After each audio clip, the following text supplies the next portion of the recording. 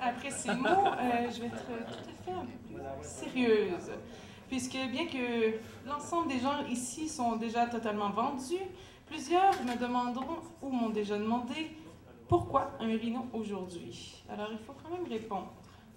Je répondrai premièrement que bien peu a changé.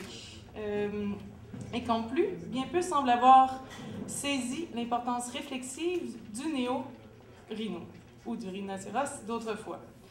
Alors nous nous devons donc de retenter l'expérience et prendre le temps d'expliquer, mot pour mot, qu'une partie fondamentale de l'homme est 1. Qu'il a besoin de s'exprimer, 2. Qu'il a besoin de se sentir accompli, 3.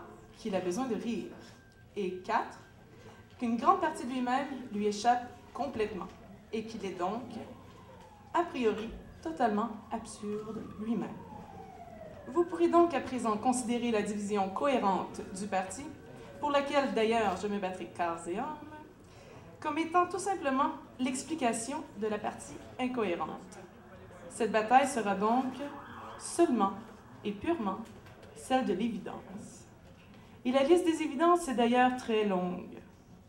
Je me battrai donc pour l'application d'une logique humaine en politique, l'inclusion de tous les membres d'une société, peu importe son portefeuille, dans la gestion de cette même société, l'éducation totale comme étant la seule réponse connue à ce jour à la violence, l'inconnu comme étant la seule certitude de l'avenir humain, le recul, la réflexion, la communication, la revalorisation de la connaissance et l'amour comme étant l'inévitable.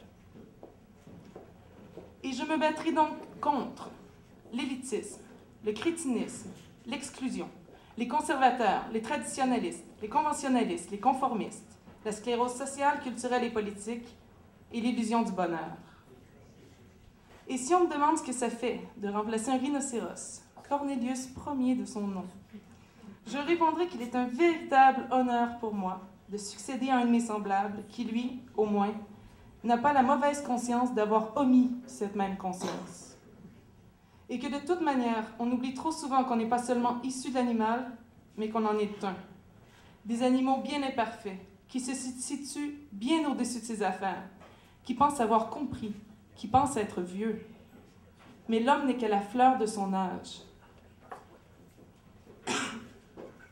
Il est bête, il est idiot, surtout lorsqu'il se prend pour un quelconque dieu, lorsqu'il assassine, quand il juge, quand il coupe nos forêts à blanc. L'homme a absolument besoin d'une overdose d'humilité. Il a besoin de se remettre en question, il a besoin de rire un peu et de jouir beaucoup.